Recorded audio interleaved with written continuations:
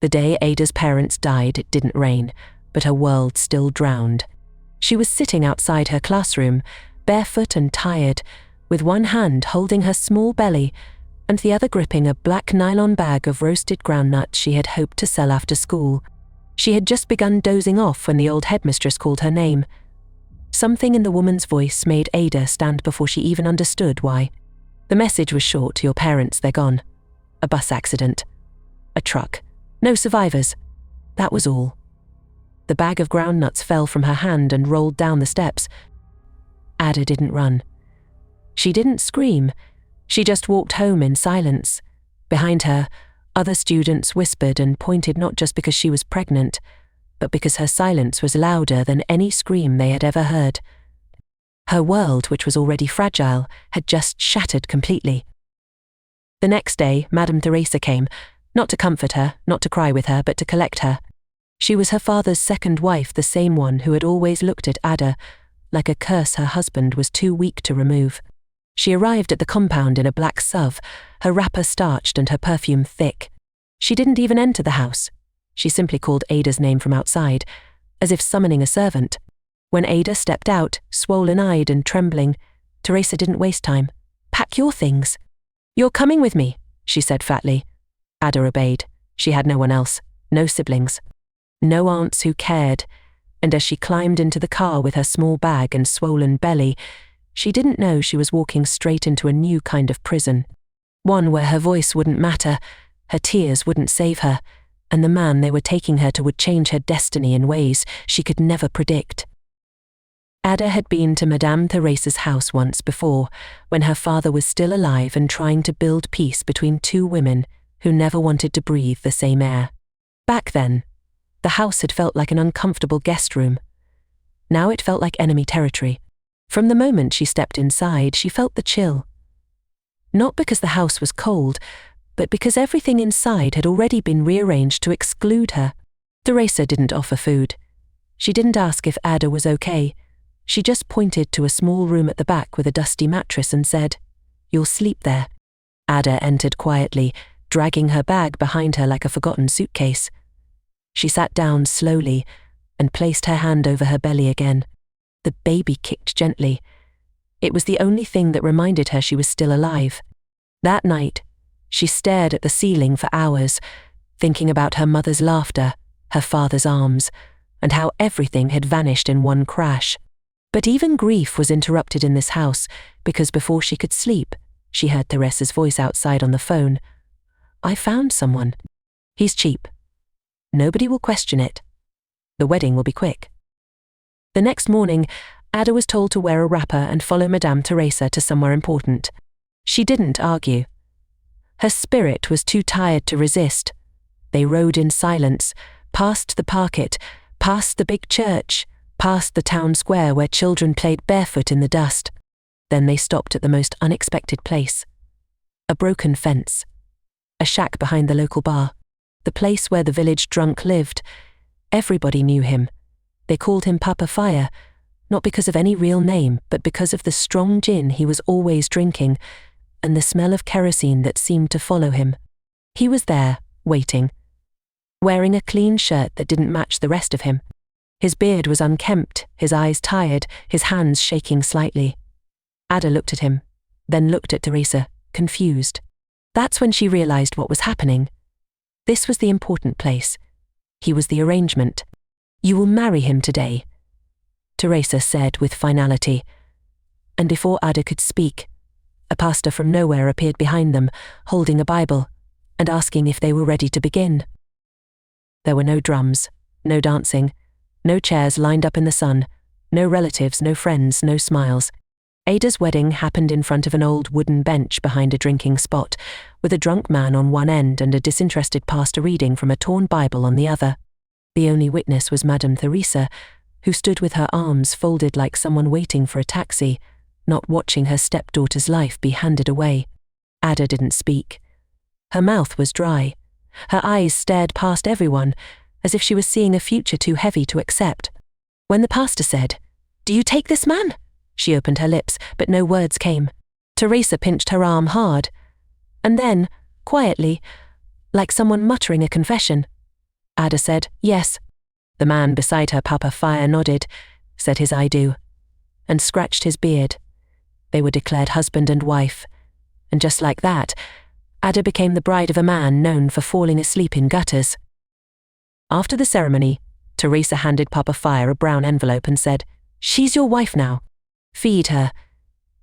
Then she turned around and left without looking back.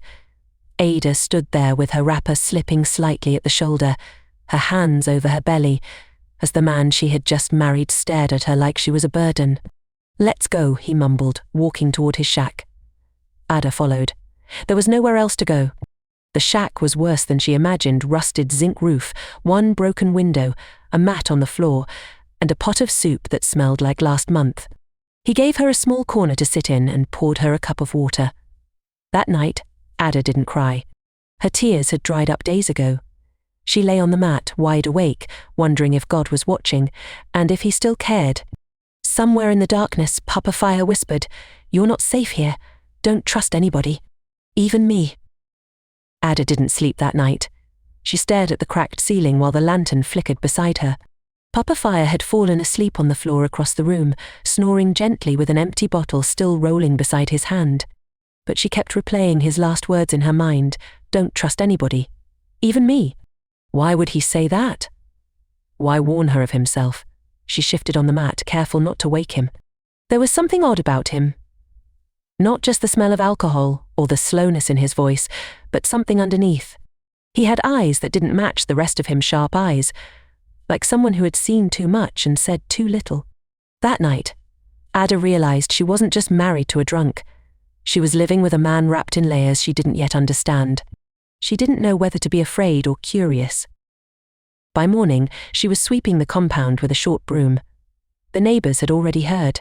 A young girl pregnant, too married to him. Their whispers floated through the air like mosquitoes, buzzing and biting. Some laughed openly. Others shook their heads with pity.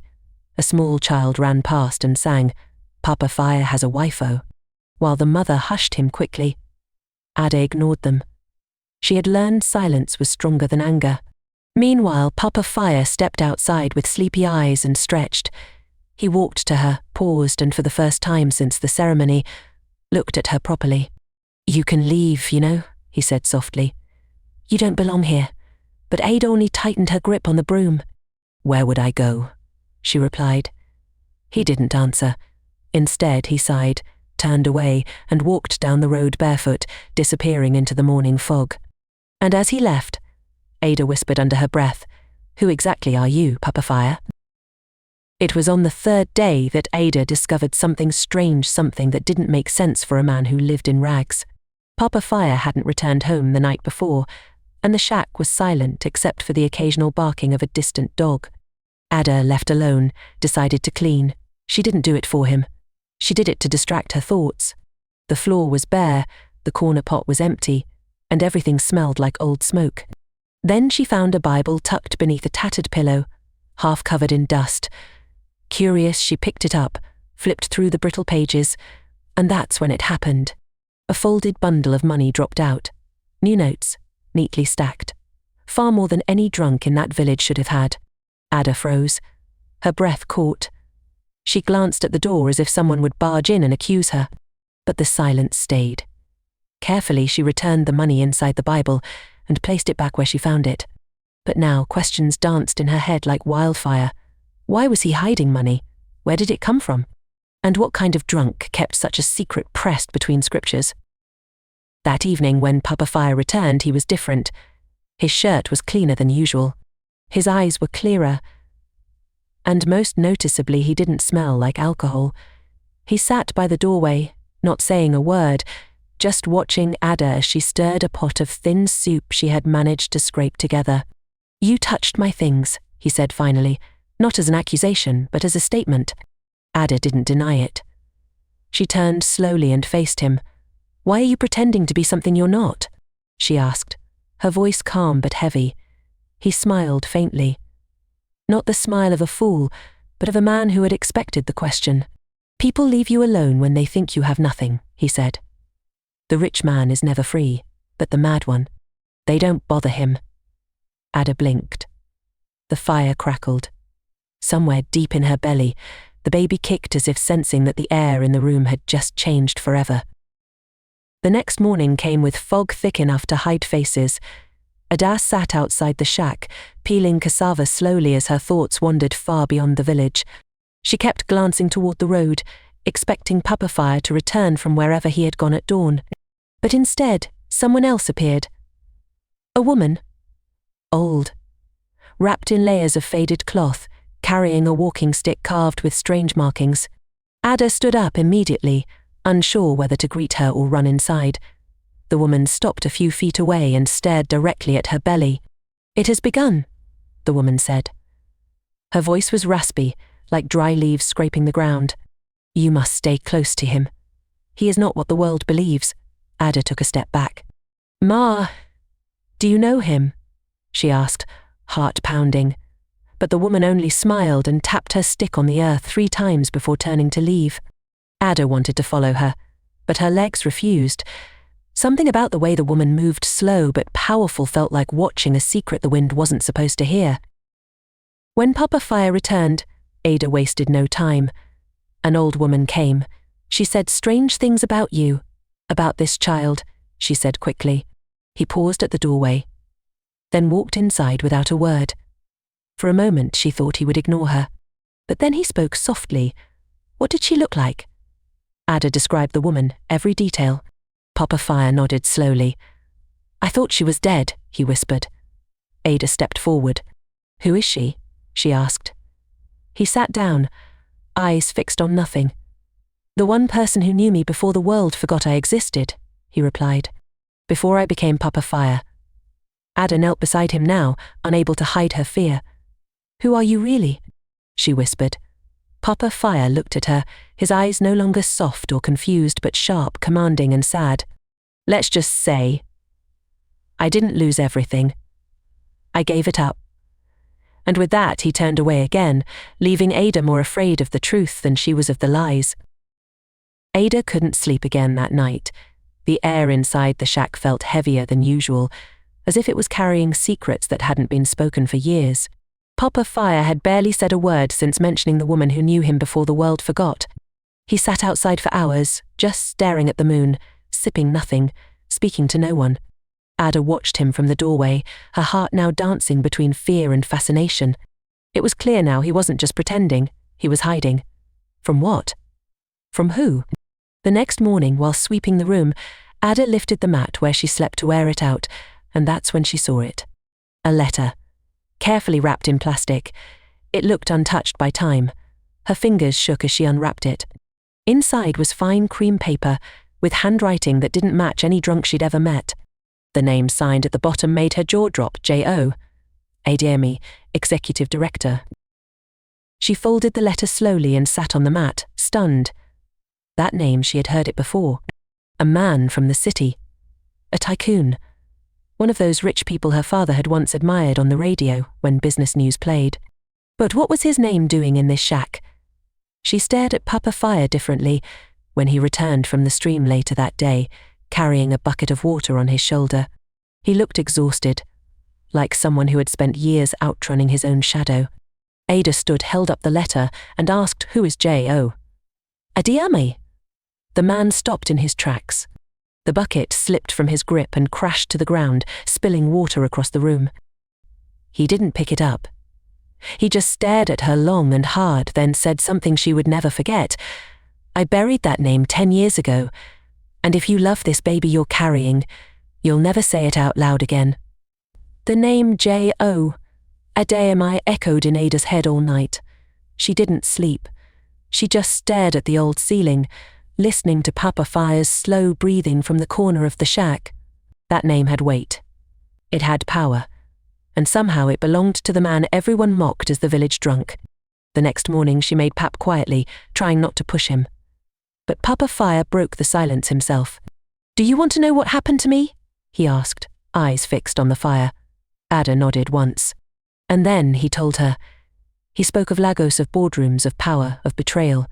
He had been a CEO, a lion among men. Until the people closest to him, his blood tried to take it all. They didn't come with weapons. They came with contracts. Lawyers. False accusations. They said he stole money. They froze his accounts. They ruined his name. And when he tried to fight, he found himself alone. So he disappeared. He became someone no one would recognize, someone the world would ignore. But why here? Why pretend to be this broken? Ada asked.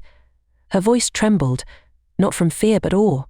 Papa Fire leaned back against the wall and looked up at the ceiling like it held the answers. Because being invisible is safer than being important. Important people get hunted. He sighed and continued, I had enemies. Real ones. The kind that don't stop just because you've vanished. And lately I felt eyes watching me again. Ada's blood went cold. Are you in danger? She whispered. He nodded. I thought I'd escaped it. But when you came with that baby, things shifted. Strange faces have been asking about me in the next village. One man even offered money to a drunk at the bar for my full name. Ada covered her mouth in shock. What had she stepped into? She thought she was marrying shame. She didn't know she had married a hunted lion pretending to be a beggar. The first stranger came just before sunset. He didn't knock. He didn't greet. He just stood at the edge of the compound like someone deciding whether to enter or observe. Ada spotted him through the tiny window, tall, fair-skinned, dressed in a shirt too clean for this dusty village, and wearing a city wristwatch that shimmered like pride. Papa Fire had gone to the stream. She was alone. The man noticed her staring and smiled, but there was no warmth in it. Is this where the man called Joseph lives? He asked, casually, as if ordering food. Ada froze. No one here knew that name. Not even the neighbors called him that. There's no one like that here, she replied quickly, her voice firm. The man chuckled. Maybe I got the name wrong, but this village, it has many stories. Then he turned and walked away, whistling softly. She watched him vanish into the bush path and her hands trembled for minutes after. When Papa Fire returned and saw her shaken face, he knew. Before she even spoke, he said, He came, didn't he? Ada nodded. He asked for Joseph. Papa Fire sat down slowly, his hand pressed to his forehead. They're getting closer, he muttered. Too close. Ada stepped forward, voice breaking. What are we going to do? He didn't answer right away. Instead, he reached for a small rusted tin under the wooden stool. Inside were 3 things: a folded map, a SIM card, and an old photo of himself in a crisp suit, standing beside a woman who looked just like Ada. This was my sister, he whispered. She died when they came for me. And you remind me of her. Ada stared at the photo, her eyes beginning to well up. For the first time since her parents died, someone saw her not as a burden, not as a disgrace, but as a reflection of someone they had loved and lost. And somehow, that gave her strength. Then we fight, she whispered. The next morning, Ada did something she had never done since coming to that village. She walked into Madame Theresa's compound without invitation. Her belly led the way, bold and unashamed. The maid who opened the gate nearly fainted. I want to see her, Ada said. Now, Madame Theresa came out slowly, wearing her usual expensive wrapper, and that smirk that stung more than any slap. So, you've come crawling back, Abby? That your drunk husband finally threw you out? Ada stood tall. The man you mocked is not who you think, and neither am I. Theresa laughed, loudly, like thunder forced through a metal pipe. What nonsense are you saying? Ada stepped forward, pulled out the letter she had folded in her wrapper, and held it up. You married me off to a billionaire in hiding, and now they're coming for him and me. For the first time, Madame Theresa's face changed. Her laughter died mid-throat. But then, she slapped Ada. Hard, so hard the birds nearby scattered. You stupid girl, she hissed. Do you think you've won? If you bring shame to this family again, I will finish you myself. Ada didn't cry. She didn't run. She simply straightened her wrapper, looked Theresa in the eye, and said, You should have left me to bury my parents in peace. But you handed me to a lion. And now, your hands will feel the fire you tried to run from. Then she walked away, her back straight, her steps steady. By the time she reached the shack, Papa Fire was waiting outside with a small bag already packed. We can't stay here anymore, he said. They've sent another man. He was asking questions near the clinic. Ada didn't hesitate. "Let's go," she replied. And just like that, they left the shack behind. No goodbye. No glance back. Only the wind followed them, carrying the scent of something rising, justice, perhaps, or war. They arrived at a small town just after sunset, dusty, loud, and full of strangers who didn't ask questions. Papa Fire, now walking straighter and speaking more clearly, led Ada through a back road that twisted behind broken-down shops and small churches. "We'll stay with someone I once helped," he said. They stopped at a compound where a middle-aged man with tribal marks opened the gate with one eye closed and a knife tucked behind his wrapper. "You're late," he grumbled. "And she's pregnant." "I know," Papa Fire replied. "That's why we need silence." The man let them in.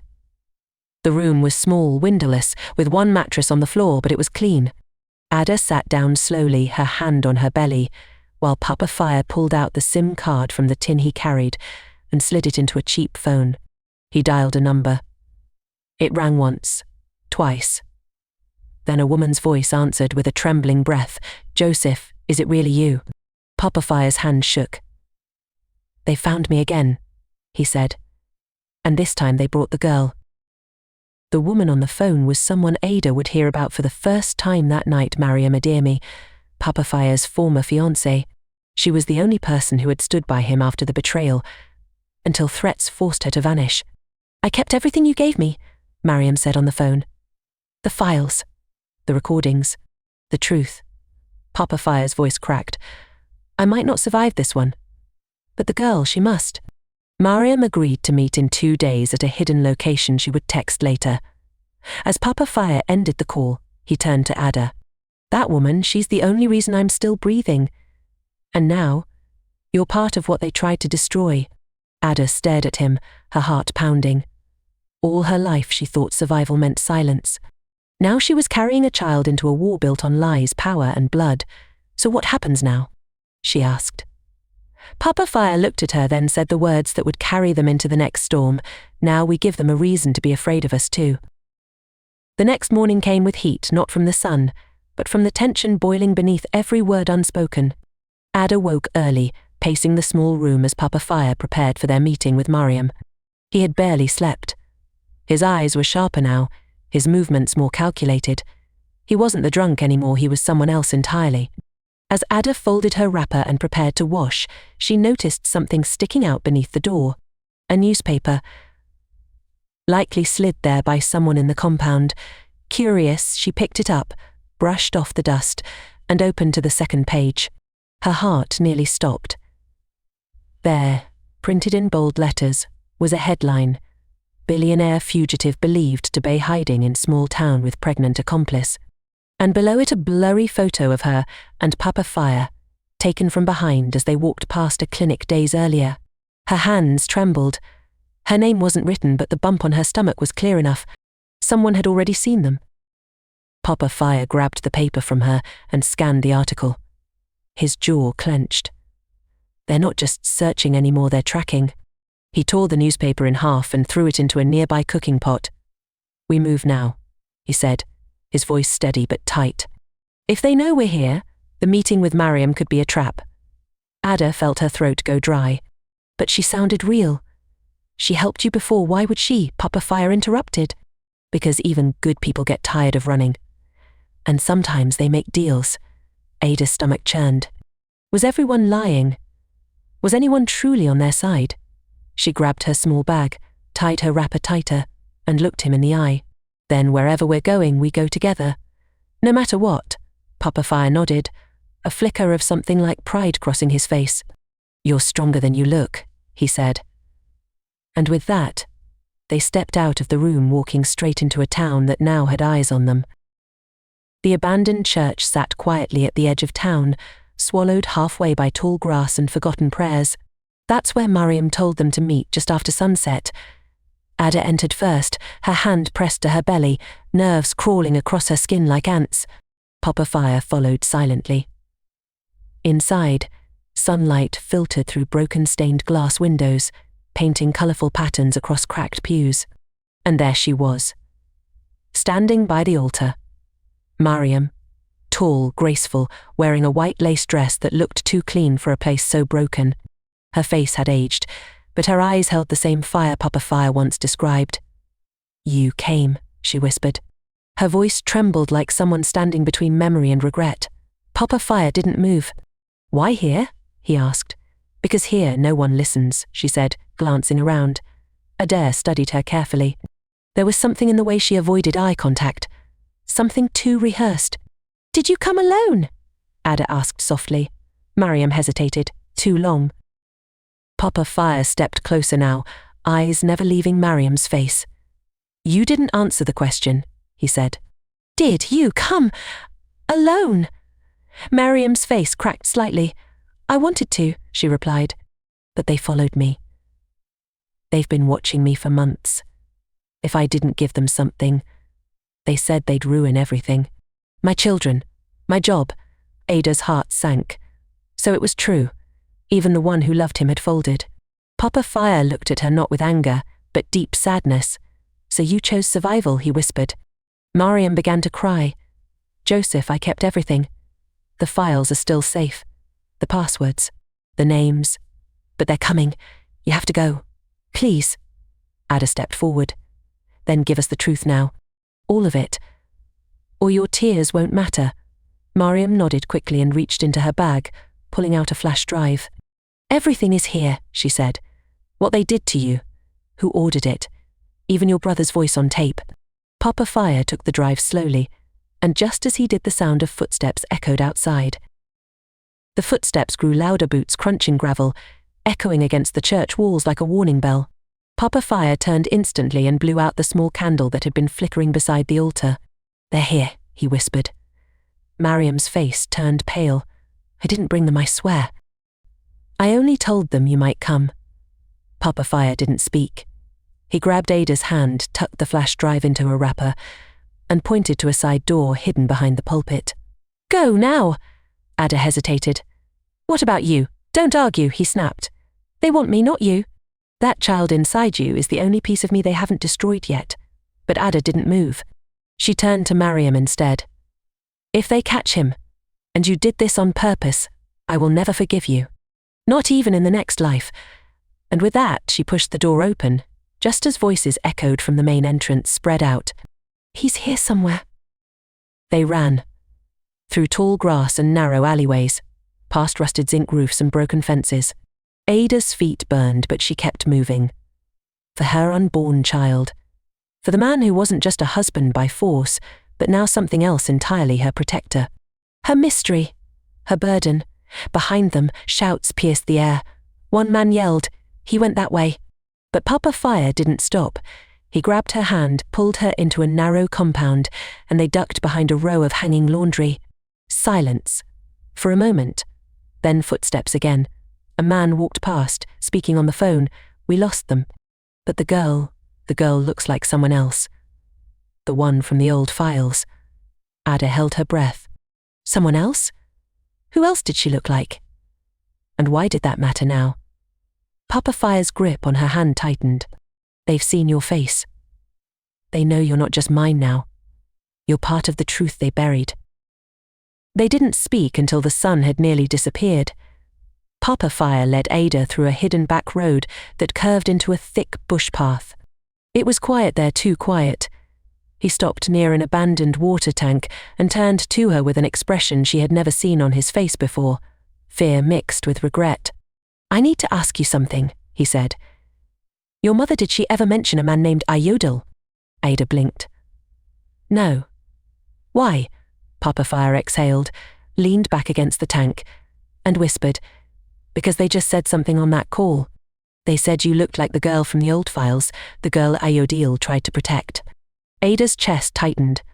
"What files? What are you saying?" He looked straight at her now. "Ada, I think your mother was connected to all this long before you were born. And if I'm right, you're not just a witness. You're the key they've been trying to erase for years." Ada sat on a fallen tree trunk, trying to breathe, trying to make sense of the words crashing through her head. Her mother had always been quiet, gentle, prayerful, soft-spoken. She never talked about the past. But now it made sense. the way her mother had panicked each time Ada fell sick, the hidden documents she once saw buried deep in a suitcase and was never allowed to open. Iodel was a whistleblower, Papa Fire said. He died under mysterious conditions, and files he hid disappeared the same year your mother vanished from the city. Ada's voice cracked. So you think I'm his daughter? Papa Fire looked away. I think you're the reason they're still hunting. You're not just carrying my child, Ada. You're carrying a bloodline they tried to erase. The night wind blew harder now, and somewhere deep inside Ada's womb, the baby kicked again like a quiet echo, a destiny she never saw coming.